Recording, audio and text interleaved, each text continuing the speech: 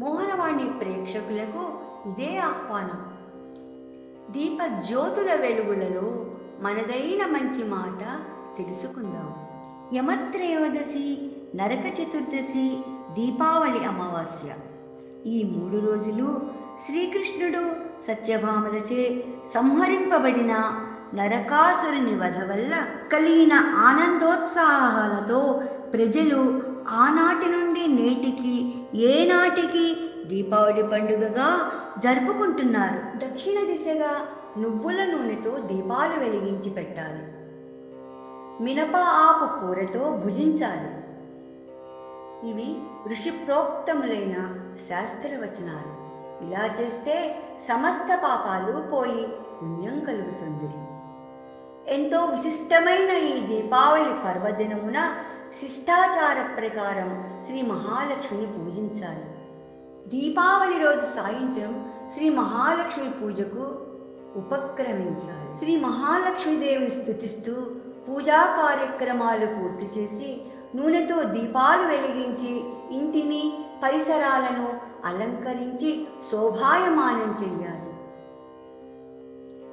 దీపావళి రోజున దీపాలను ఎందుకు పెట్టాలి అంటే,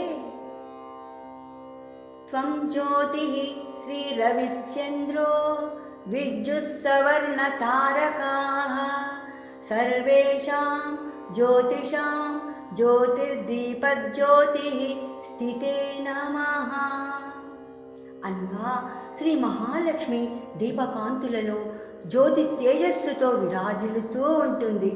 సూర్య చంద్ర నక్షత్ర విద్వాంసులు బుద్ధిమంతులు ధర్మ నిరతులయందు శ్రీ మహాలక్ష్మీదేవి నివసిస్తుంది.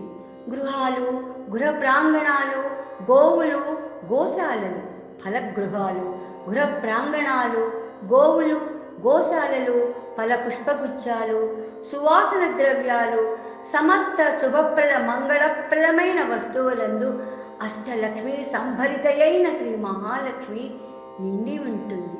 ముఖ్యంగా ఎల్లవేళలా శ్రీ హరినామస్మరణ చేసేవారి యందు శ్రీమన్నారాయణుని భక్తితో సేవించే వారి మనసులలో గృహంలో ఆ శ్రీ మహాలక్ష్మీదేవి ఆనంద నాట్యం చేస్తూ నివసిస్తుంది. ఈ విధంగా దీపావళి చేసుకుని రాత్రి వేళలో బాణాసంచ ఆనందోత్సాహాలతో కాల్చాలి.